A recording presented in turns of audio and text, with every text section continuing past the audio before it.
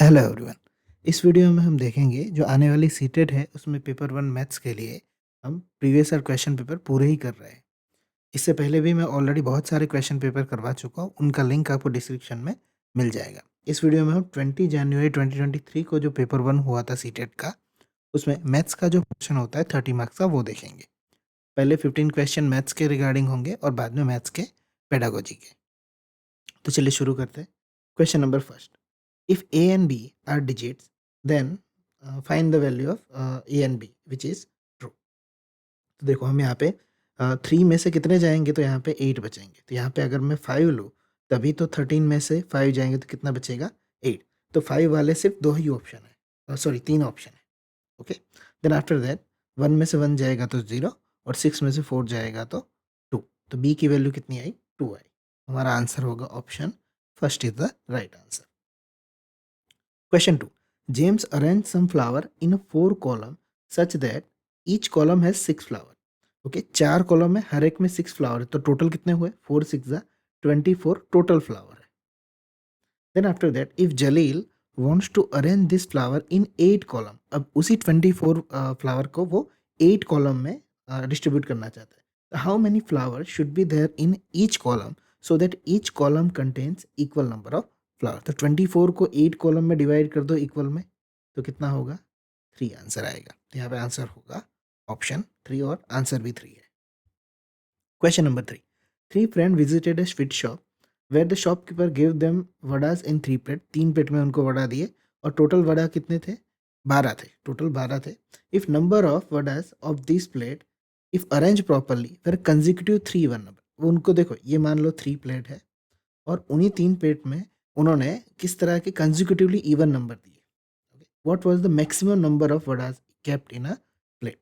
तो यहाँ पे मैं टोटल इवन नंबर लिख लेता हूँ पहले थोड़े बहुत, 2 4 6 8 और 10 और 12 तक जाता हूँ क्योंकि यहाँ पे 12 नंबर हाईएस्ट है ना, इसलिए। अब उनको ऐसा कहा है कि कंजिक्यूटिव इवन नंबर चाहिए। कंजिक्यूटिव मतलब 2 4 6 या 4 6 8 या 6 8 10। तो उनका एडिशन कितना होना चाहिए, 12। ओके, तो अगर मैं ले लूँ 4 और 6 10 और 10 और 8 18, तो वो तो 12 से बड़ा हो जाएगा। तो ये पहले ही पेयर हमारा आंसर है 2 4 और 6। तो देखो 6 और 4 10 हो जाएगा और 10 और 2 12। तो यही आंसर है हमारा। तो इसमें कहा था कि मैक्सिमम नंबर एक प्लेट में कितने आएंगे, तो यहाँ पे आंसर कितना होगा मैक्सिमम 2 4 6 में मैक्सिमम नंबर कौन सा है, 6 is the right answer.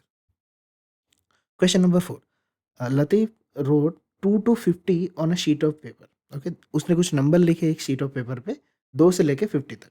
Okay, he encircle 2 and struck all the multiples of 2।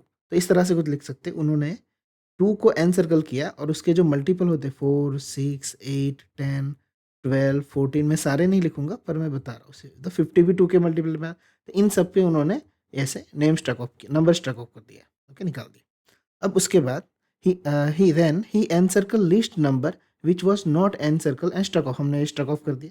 then he struck off all multiple least number। he repeat this process until the number are odd। पहले 2 के लिए क्या, अब किसकी बारी है, 3 के लिए।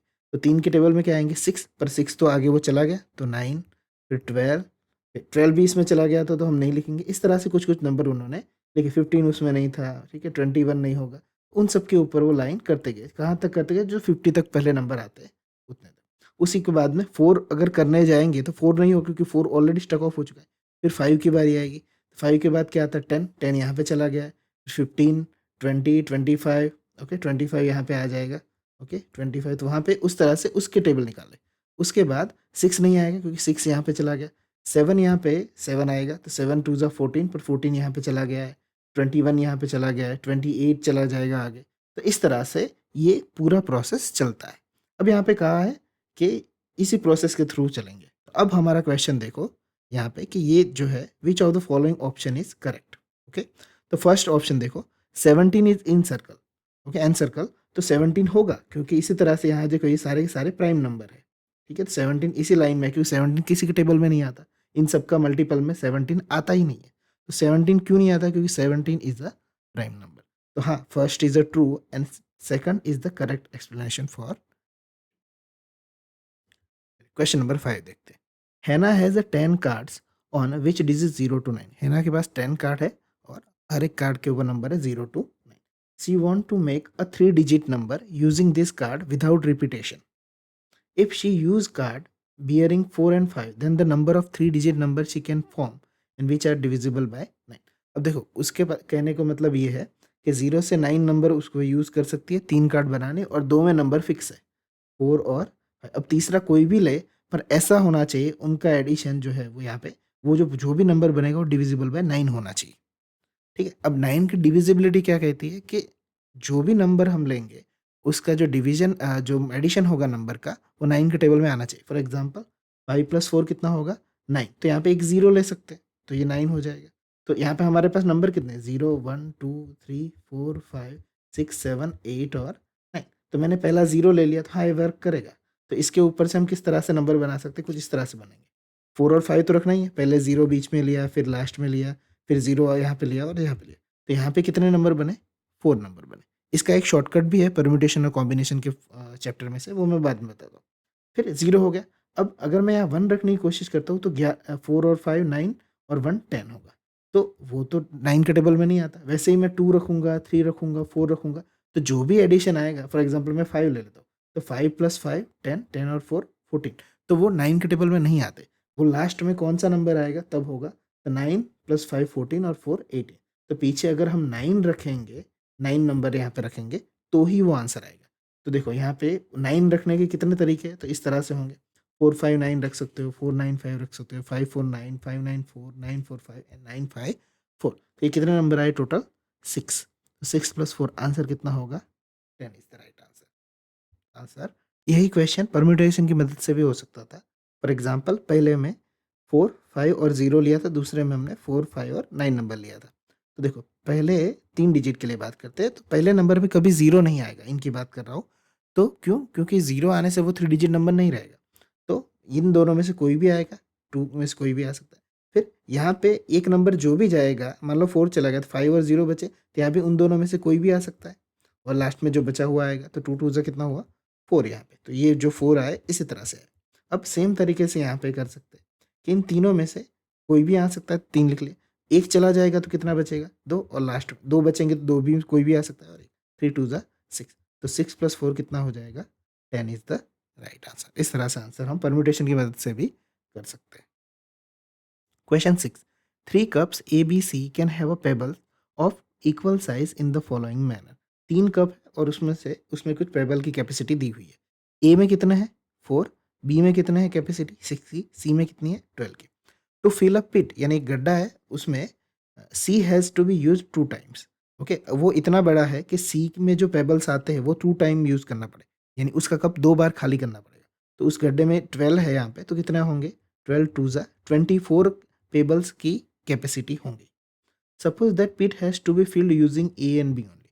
अब उसमें 24 टोटल पेबल है, पेबल समा सकते हैं, तो ए और बी जो है उसी का यूज़ करना है. If B cup use 2 time, तो बी जो है वो एक कैपेसिटी कितनी है 6, उन्होंने 2 टाइम यूज़ किया, तो 6 2 जा कितना होगा 12. 12 यहाँ पे उतना भर गया होगा. अब उसके बाद how many time does a cup have to be use. Total 24 से उसमें से 12 चले गए तो कितने बचेंगे 12 बचेंगे, आधा बचेंगे. तो ए बी की कैपेसिटी कितनी है 4 की, तो 12/4 करेंगे तो कितना टाइम यूज करना पड़ेगा ए 3 टाइम. तो 3 time is the right answer. Question number 7. 5 1/2 right angle is equal to what. तो 5 2 जा 10, यहाँ पे मिक्स फ्रैक्शन को इम्प्रॉपर में कर लेते हैं पहले, और 11/2 राइट एंगल है तो 90 से डिवाइड कर देंगे, 2 45 जा हो जाएगा. 45 इंटू 11 कैसे करेंगे, तो 5 वैसा का वैसा, 5 + 4 9 और 4 वैसा ही बचेगा तो 4. ये शॉर्ट ट्रिक है 11 से मल्टीप्लाई करने के लिए, आप डायरेक्ट भी कर सकते हो. Question number 8. A parallelogram has a following number of lines of symmetry. तो देखो पैरेललोग्राम में लाइन ऑफ सिमेट्री नहीं होती है. ठीक है, हर एक पेपर में इसके ऊपर से क्वेश्चन आता है, मैं आपको फिर से बता देता हूँ. रेक्टेंगल में 2 लाइन ऑफ सिमेट्री होती है, स्क्वायर में 4 लाइन्स ऑफ, रोम्बस में 2 लाइन्स ऑफ, काइट में 1 लाइन्स ऑफ, और पैरेललोग्राम और ट्रेपेजॉइड में नंबर ऑफ लाइन सिमेट्री 0 होती है. ये याद रखिएगा. Question number 9. Identify the shape with the following properties. Okay, it has a 4 side. Okay, quadrilateral है. It is a close figure. Opposite sides are parallel and all angles are equal. तो देखो rectangle भी हो सकता है, square भी हो सकता है, अपोजिट साइड पैरेलल भी है और ऑल एंगल्स आर इक्वल है. या तो रेक्टेंगल हो सकता है या तो स्क्वायर हो सकता है. ओके, काइट नहीं हो सकता क्योंकि अपोजिट साइड जो है वो पैरेलल नहीं होती. तो यहाँ पे आंसर होगा ऑप्शन 3 इज द राइट। और ऑल एंगल इक्वल है तो दोनों में स्क्वायर और रेक्टेंगल में 90 होते हैं। Question number 10, following letter represent the money a is equal to 10, b is equal to 20, c is equal to 5, d is equal to 2 and e is equal to 0.50. Which of the following combination is not equal to 45 point? तो चलिए एक एक करके check करते हैं। तो a की value है 4 यहाँ पे, तो 4 इंटू 10 कितना हो जाएगा 40। फिर b की वैल्यू 0 है तो वो 0 मल्टीप्लाई करेंगे तो 0 हो जाएगा। c की वैल्यू भी 0 है तो 0 हो जाएगा। d की वैल्यू 2 है तो d की वैल्यू 2 2 जा कितनी हो जाएगी 4। एंड 3 की वैल्यू 0.50 से मल्टीप्लाई करेंगे यहाँ पे, तो 50 इंटू आप 3 करो कितना 1.5 होगा। ओके, पॉइंट में 0.50 के लिए करा तो 40 प्लस 4 44, 44 और 1 45.50। तो हाँ, ये इसका एडिशन होता है। चलो उसी तरह से बी को चेक करते हैं। तो 0 इंटू 10 कितना हो जाएगा 0, बी 2 इंटू 20 40, सी 1 इंटू 5 5, डी की वैल्यू 0 है तो 0, ई की वैल्यू 1 है तो 1 इंटू 0.5 0.5। ओके, 40 प्लस 5 45 और 0.50, तो ये एडिशन आंसर आ जाता है। तो ये भी सही होगा, हमें नॉट टू ढूंढना है।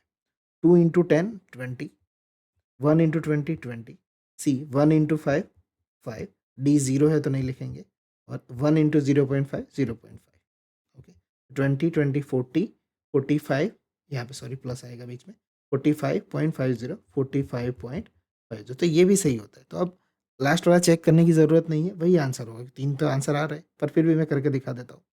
तो 1 इंटू 10 10, 2 इंटू 20 40, सी 0 हो जाएगा, डी 0 हो जाएगा, और ई 1 इंटू 0.50। ओके, तो 40 और 10 कितने होंगे 50, 50.50 जो आंसर आएगा।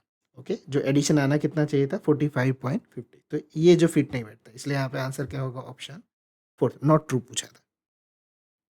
Question 11, a rectangular sheet of paper side 4 centimeter and 6 centimeter divide into 4 equal small rectangle। तो देखो जो बड़ा सा रेक्टेंगल शीट है उसकी लेंथ और ब्रेथ हमें दी हुई, उसका एरिया होता है 4 इंटू 6। अब वो कितने इक्वल स्मॉल रेक्टेंगल में डिवाइड हो रहे हैं, तो 4, तो उससे डिवाइड कर देंगे तो हमें मिल जाएगा area of each small rectangle. तो 4 4 कट कर देंगे तो यहाँ पे आंसर कितना आएगा 6 centimetre square is the right answer. Question number 12, teacher gives the following object to keep in two pens of the balance such that first object in a first pen and second object in a second pen। देखो दो चीजें दी है यहाँ पे, pen का मतलब यहाँ पे तराजू जैसा होता है, मैं अभी दिखाऊंगा आपको। Choose the correct option from the following which is the first pen is down. देखो इस तरह से क्वेश्चन कुछ कि हम दो चीजें यहाँ पे रखेंगे, इसको हम फर्स्ट नाम दे देते और इसको हम सेकंड नाम दे देते। अब फर्स्ट पेन इज डाउन, तो यहाँ पे कहा है फर्स्ट पेन कब डाउन होगा। अब फर्स्ट में ऐसी भारी चीज़ रखेंगे तभी तो डाउन होगा ना, सेकंड में उससे हल्की चीज़ रखेंगे। फॉर एग्जांपल यहाँ पे 1 नोटबुक रखेंगे, ओके, और यहाँ पे स्कूल बैग रखेंगे, तो ये तो सेकंड वाला नीचे जाएगा। नोटबुक से तो स्कूल बैग भारी होता है, विथ ऑल बुक्स का है, पूरे बुक से भरा हुआ बैग होगा तो सेकंड वाला नीचे जाएगा, तो पहला ऑप्शन गलत हो जाएगा। फर्स्ट देखो 1 नोटबुक, यहाँ पे नोटबुक रखेंगे और यहाँ पे एक चौक रखने की बात की, तो ऑब्वियसली ये वाला नीचे जाएगा। तो हमें ऐसा ही पूछा था कि फर्स्ट पेन कब नीचे जाएगा, तो हमारा आंसर होगा ऑप्शन 2। अगर तीसरा ऑप्शन भी देख लेते कि यहाँ पे जियोमेट्रिक बॉक्स होगा और यहाँ पे 5 टेक्स्ट बुक होगी 1 2 3 4, तो ऑब्वियसली सेकंड वाला नीचे जाएगा।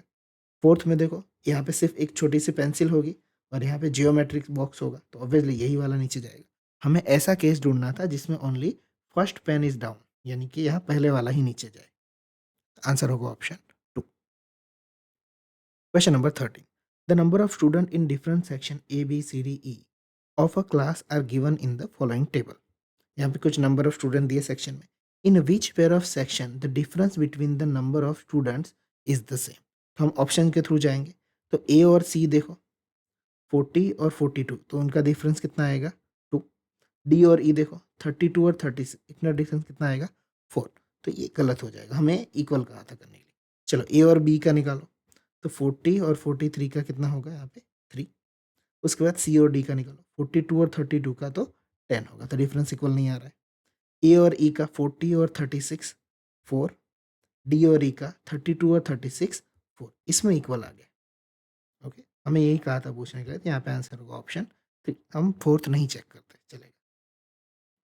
Question 14, what is the average of first 5 prime number. तो देखो प्राइम नंबर कितने 5 लिखने हैं यहाँ पे, तो सॉरी मैंने 2 से ही शुरुआत 5 से ही शुरुआत कर दी। 2 + 3 + 5 + 7 4 हो गए, 9 प्राइम नहीं होता है, 11 होता है और उनका एवरेज निकालना होगा। चलो 11 और 7 कितने होंगे 18, 18 और 5 23, 26 और 28 डिवाइडेड बाय 5, तो 28 डिवाइडेड बाय 5 करो, 5 5 ज़ा 25, 30 5 6 ज़ा 30, तो यहाँ पे आंसर होगा 5.6। Question number 15, identify the next to entries in the following pattern.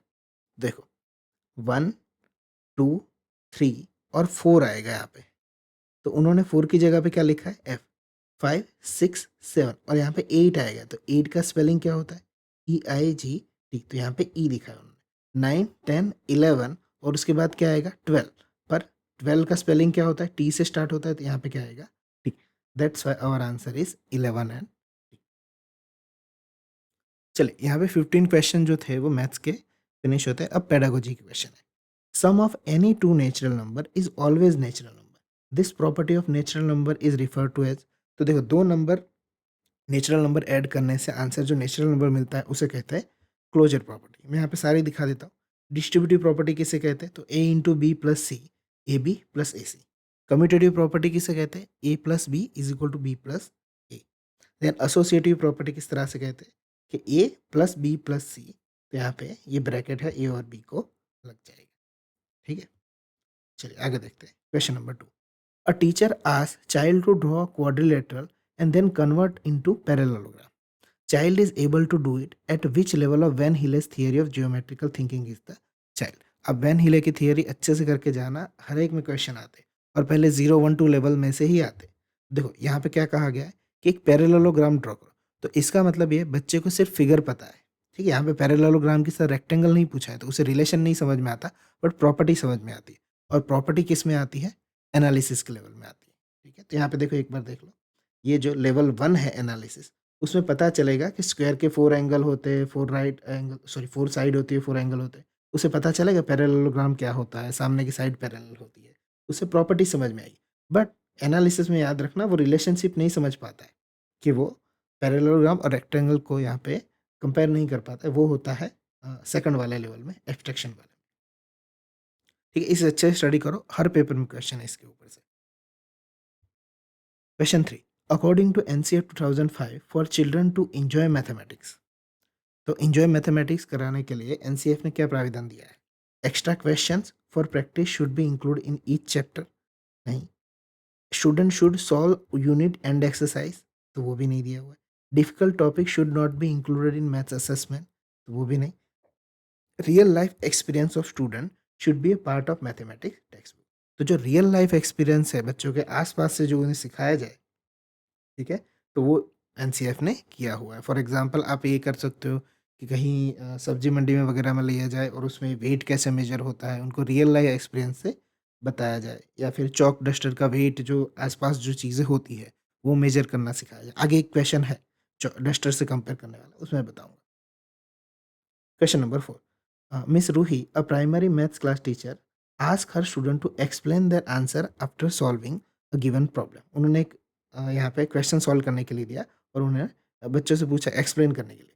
She does the same for every correct और incorrect answer given by the student, the purpose of miss Ruhi. Question को समझना अच्छे से कि हर एक बच्चे को पूछा, भले ही उसका आंसर सही था या गलत था, पर ये आंसर आप कैसे लाए, टीचर ऐसा उन बच्चों को पूछ रही है। तो यहाँ पे फर्स्ट ऑप्शन देखते हैं, understand the thinking process of her student while solving the problem to arrive at an answer, तो यही सही आंसर है कि हर एक बच्चे से शायद आंसर उन्होंने सही दिया हुआ गलत दिया, उनका थिंकिंग प्रोसेस अगर वो जान लेंगे तो उन्हें वो पता चल जाए, उसके अकॉर्डिंग फिर पेडागोजी वो चेंज कर सकते हैं, पढ़ाने के तरीके या उस तरह से। तो यहाँ पे आंसर होगा ऑप्शन फर्स्ट। सेकंड ये ऑप्शन देख ले, save her time of checking the answer of the student, नहीं ऐसा नहीं होता है। Integrated English language class with the mathematical class, prepare her student for upcoming school inspection, तो वो भी नहीं। Option first is the right answer. Question 5, which among the following is a ways to enhance skill of mathematical communication among primary school children? Mathematical communication skill किस तरह से बढ़ाई है, provide opportunity to solve problem based on a model problem solve by the teacher, यानी कि एक question आप कराओ उसके जैसे 10 क्वेश्चन दे दो, तो वो मैथमेटिकल थिंकिंग को नहीं, मेमोराइजेशन को बढ़ावा देता है, रट्टा मारने को। बी देखो, ask the children to represent the given information in a clear and organised way. Okay, तो बच्चों को खुद ही करने को कहा, रिप्रेजेंट करने के लिए किया जाता है, तो वो सही है। सी देखो, provide opportunities to children draw simple conclusion on their own and explain their reasoning, कि उस आंसर तक कैसे पहुंचे, किस तरह से उन्होंने सोचा, तो ये भी सही है। यहाँ पे आंसर होगा B and C. Question 6. According to NCF 2005, one of the main goal of mathematics education is mathematization of child thought process. Which of the following reflect the meaning of above statement most appropriately? तो देखो, इसी question की मैं बात कर रहा था यहाँ पे, अभी जो आगे एनसीएफ वाला गया उसमें, कि एनसीएफ 2005 के मुताबिक कि मैथमेटाइजेशन चाइल्ड थॉट प्रोसेस कैसे होता है, तो उनके ऊपर से यहाँ पे हमें मोस्ट अप्रोप्रिएट, सारे सही होंगे पर उसमें से अप्रोप्रिएट कौन सा होगा वो यहाँ पे देखना है, मोस्ट अप्रोप्रिएट। तो फर्स्ट देखो, it is more important to know how to develop mathematical thinking and ability to handle abstraction in children than to focus on how much mathematics a child knows. तो देखो किस तरह से यहाँ पे क्या दिया हुआ है वो समझते हैं। यहाँ पे ये कहना चाह रहा है कि इंपॉर्टेंट क्या है कि बच्चा मैथमेटिकल तरीके से सोचे और उसकी एबिलिटी बढ़ाए कि एब्स्ट्रैक्ट चीज़ों की, okay, rather than focus on how much, उसके पास कितना ज़्यादा मतलब उन्होंने याद किया है, उससे अच्छा बच्चा कैसे सोचेगा, किस तरह की एबिलिटी डेवलप करेगा एब्स्ट्रैक्ट चीज़ों समझने के लिए। तो ये सही आंसर है, वैसे ये फर्स्ट ही सही आंसर, पर इसको मैं एग्जाम्पल के थ्रू बताता हूँ। फॉर एग्जाम्पल, अगर किसी बच्चे से पूछो कि एरिया ऑफ रेक्टेंगल क्या होता है, तो उस बच्चे ने, अगर वो बच्चा जानता है उसका फॉर्मूला कि लेंथ इंटू ब्रेथ होता है, क्योंकि उसने याद किया हुआ है, रट्टा मारा हुआ है, एल इंटू बी। तो अगर आप दोगे कि 5 लेंथ है और 3 ब्रेथ है, तो 5 3 से 15 वो आंसर निकाल लेगा, ठीक है। पर अगर उसे ऐसा दे दो कि एक पेपर दे दो और बोला कि उसमें एक गार्डन है, गार्डन के अंदर ये इस तरह से ये है, ठीक है, स्क्वायर दिए हुए हैं, और बाकी का मान लो कि रोड है, तो रोड का एरिया कितना होगा, तो वो बच्चा, वो सिर्फ उसने रट्टा मारा होगा तो ये नहीं कर पाएगा कि ये जो 4 रेक्टेंगल है उनकी लेंथ वगैरह दी होगी वेद, और वो पूरे रेक्टेंगल में से ये चारों का माइनस कर दे फिर जो आंसर लाए, तो उस प्रोसेस को बोलते हैं उसकी थिंकिंग की एबिलिटी। एब्स्ट्रैक्ट चीज़ है, ये सारी चीज़ें कैसी है, एब्स्ट्रैक्ट है। तो अगर इन चीज़ों को वो समझ पाएगा, ओके, याद करने से ज़्यादा, ये एनसीएफ 2005 कहता है। तो हमारा आंसर होगा option first is the right answer. Second देख लेते हैं option, mathematics education should focus on including only those topics in maths curriculum which are useful in daily life। तो ये गलत है, सिर्फ उन्हीं टॉपिक को थोड़ी पढ़ा जाएगा जो यूजफुल इन डेली लाइफ, उसके अलावा भी तो मैथ्स काफ़ी डीप है, मतलब धीरे आगे जाके। Third, mathematics is useful in daily life, solving problems in mathematics will mathematise child's mind. Only problem solve करना आने से ये बात नहीं बनेगी। Fourth, it's important to know how to solve various problems in mathematics. Hence, focus should be including maximum topics in mathematics curriculum. सिर्फ mathematics maximum topics कराने से नहीं। यहाँ पे आंसर होगा option first. Question 7, a child solve the problem on addition of a fraction in the following way. तो उन्होंने किस तरह से किया है, 1 + 1 2 किया हुआ है और 2 + 3 5 किया हुआ है बच्चे ने। विच of the following is the least appropriate of the given condition. कौन सा लीस्ट अप्रोप्रिएट है वो देखना है, यानी कि 3 अप्रोप्रिएट होंगे और एक कम अप्रोप्रिएट होगा। तो child does not know the algorithm of addition of true fraction. हाँ, वो दोनों का एडिशन किस तरह से फ्रैक्शन का करना है उसे नहीं आता, तो ये सही है, उनको ये करना नहीं आता। The child does not know how to find LCM, तो एडिशन तभी होगा जब वो एलसीएम जानता होगा, तो ये भी सही है, मतलब उन्हें नहीं आता है। The child does not no equivalent fraction, तो ये भी सही है, इक्विवेलेंट फ्रैक्शन करके भी किया जा सकता था, तो ये भी नहीं है। Child does not know the addition of number, तो ये सही नहीं है, उन्होंने 1 + 1 2 किया है, 2 + 3 5 किया है, तो उनको एडिशन तो आता है। ओके, बाकी 3 चीज़ें में उन्हें दिक्कत है। Question number 8, a primary class mathematics teacher, which of the following example would you consider most appropriate to assess student ability for mathematic representation. कौन सी यहाँ पे मैथमेटिकल रिप्रेजेंटेशन के लिए कौन सी अप्रोप्रिएट यहाँ पे स्टूडेंट की एबिलिटी होगी रिप्रेजेंट करने के लिए। तो देखो, ability to use numerals to represent number, okay, तो नंबर प्राइमरी टीचर की बात हो रही है, ठीक है, प्राइमरी लेवल पे। हाँ, तो नंबर को रिप्रेजेंट करने के लिए न्यूमरल्स का यूज़ किया जाता है, ये सही है। Ability to draw histogram to represent frequency distribution, देखो प्राइमरी लेवल पे बात है, हिस्टोग्राम तो इंट्रोड्यूस ही 9th में होता है, ओके, 9th में जो चैप्टर है स्टेटिस्टिक्स वाला, पीछे मीन मीडियन मोड वाला, ओके, तो जो डिसकंटिन्यूअस फ्रीक्वेंसी वाला, उसमें 9th या 8 में कुछ बुक्स में, प्राइवेट बुक्स में 8 में इंट्रोड्यूस होता है, 9th में होता है, प्राइमरी में नहीं होता है, ठीक है? Then C, ability to draw pictograph to represent, हाँ, ये होता है। तो ए और C is the right answer, B correct answer नहीं। Question number 9. When asked to write 109, primary grade student wrote the number as a 19. Which of the following is the most appropriate in the context of error made by the student? उन्होंने बीच में यहाँ पे 0 लिखना उनको नहीं आया, 109 लिखने के लिए। तो revisit the concept of a place value with focus on 0 as a place hold. तो उनकी प्लेस वैल्यू में ही प्रॉब्लम थी, तो यही आंसर मोस्ट अप्रोप्रिएट है। आगे भी देखते हैं। Ask the child to memorise, जहाँ कहीं भी मेमोराइज है वैसा देखो कौन सा गलत है, तो यही आंसर गलत हो जाएगा हमेशा, memorise.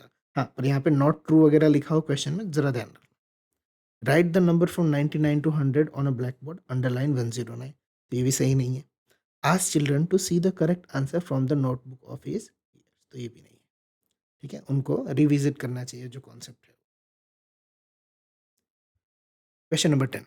The statement opportunities for children to engage with the cultural and historical significance of mathematics could be seen as a potential for building their interest and positive attitude toward mathematics. तो ये जो statement दिया हुआ है तो वो कैसा है? Is true but can not use for primary curriculum as a primary school children are too young to appreciate cultural and historic value of mathematics. तो यहाँ पे क्या है कि प्राइमरी में बच्चे ऐसे, यहाँ पे स्टेटमेंट फर्स्ट वाला ऐसा कहता है कि उनकी, वो बच्चे इतने छोटे कल्चरल हिस्टोरिकल वैल्यू को वो समझ नहीं सकते, वहाँ पे यूज़ नहीं किया जा सकता। तो ये गलत है। हम दिखा सकते हैं फिगर्स वगैरह, कल्चरल मॉन्यूमेंट्स में जो फिगर्स वगैरह होती है उसमें भी मैथमेटिक्स का यूज़ होता है। It's true, and such opportunity needed to provide for the primary school children to promote their interest in mathematics. हाँ, उस ऐसी चीज़ों को बताया जाए तभी इंटरेस्ट मैथ्स में आएगा, तो ये सही आंसर है। It's not true, it can be part of history और social science but not mathematics. तो अब तो इंटीग्रेशन की बात कर रही है, हर एक सब्जेक्ट को दूसरे सब्जेक्ट के साथ इंटीग्रेट करो, तो ये सही नहीं है।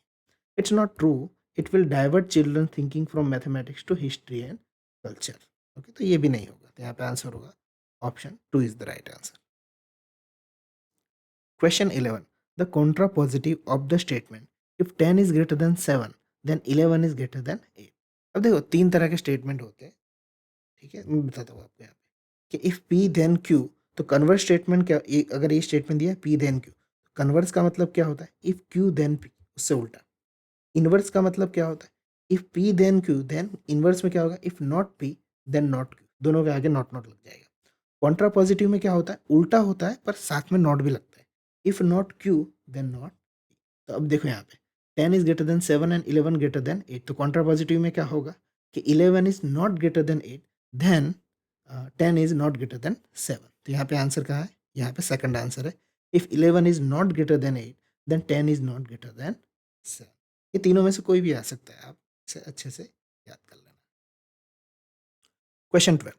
Arrange the following in the most appropriate sequence to teach the concept of place value of two-digit number to class 1 learner. तो ये कौन सी सीक्वेंस में जाएंगे चारों के चारों स्टेप में?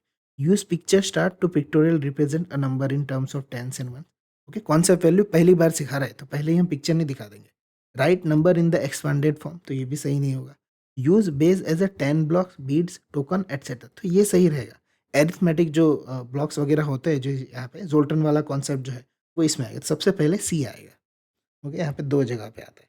फिर पिक्चर बी वाला ऑप्शन देखते हैं, right the number in expanded form, तो वो हम नहीं करेंगे, पहले पहले हम उसमें पिक्चर वगैरह दिखाएंगे, ये सी ऑप्शन यूज करके।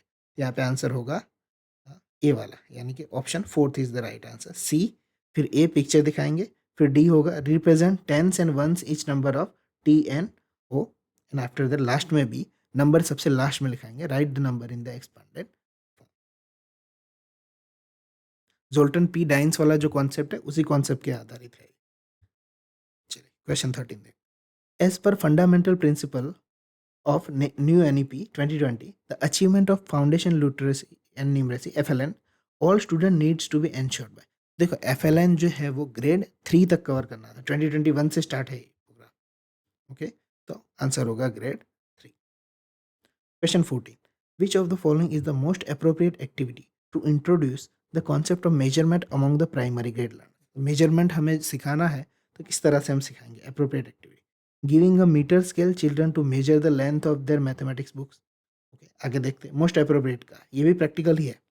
Asking the children to use wooden duster as a weight on a balance to find out which objects are heavier और लाइटर देन डस्टर, तो ये अप्रोप्रिएट होगा। अभी हमने एक एनसीएफ वाला क्वेश्चन देखा था प्रैक्टिकल लर्निंग के लिए, बच्चों को रियल लाइफ एक्सपीरियंस देखा, तो इसी क्वेश्चन की मैं बात कर रहा था कि उनको वुडन डस्टर दिया जाए जो उसके आसपास है, और उनके साथ उनका अलग अलग चीज़ों के वेट मेजर किया, जैसे कि बुक भारी होती है या पेंसिल उससे हल्की होती है, उस तरह से। Third, asking children to approximate the sum of two number 38 and 42, तो वो सही नहीं होगा।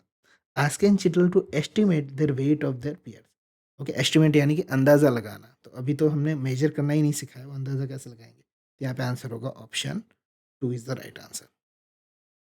Question 15. Mr. Jafar, a class 1 teacher, preferred to use oral questioning over paper pencil test, assess children learning in mathematics. वो oral test ज़्यादा prefer करते हैं यहाँ पे। Which among the following is our most appropriate in the given context? तो वो oral किस तरह से better context में ले सकते हैं, वो हमें पूछा है। A. He can gather information about the children learning and can use it for modifying his pedagogy. हाँ, तो ये सही है कि उनकी पेडागॉजी वो मॉडिफ़ाई करते रहेंगे, किसी बच्चे को क्या प्रॉब्लम है, उसे इस तरह से नहीं समझ में आता, तो मैं अलग तरीके से सिखाता हूँ। तो ये सही है। He can solve a lot of time checking notebooks and test paper of the children. तो नोटबुक और टेस्ट पेपर चेक करने से वो ठीक नहीं होगा। बच्चा सीखना नहीं सीख जाएगा इतना ज़्यादा, तो अप्रोप्रिएट नहीं है वो। See, it will help in enhancing children's mathematical communication skill. तो ये सही है कि मैथमेटिक कम्युनिकेशन स्किल एनहेंस करने में उनकी मदद करेगा, तो A and C is the right answer. ठीक है, तो यहाँ पे पेपर पूरा फिनिश होता है।